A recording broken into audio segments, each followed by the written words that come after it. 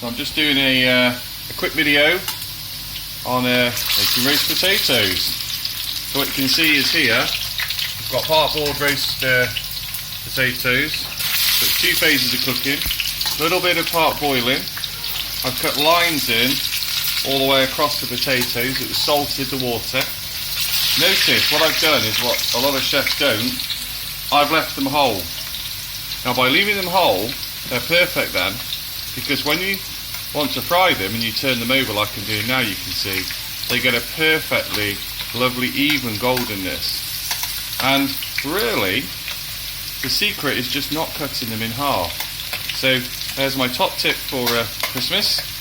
When you're doing your roast potatoes at Christmas this year, all you need to do is not cut the potatoes in half. Pick about the size that I've got, make sure they're even sizes like we've got, and cut the lines through.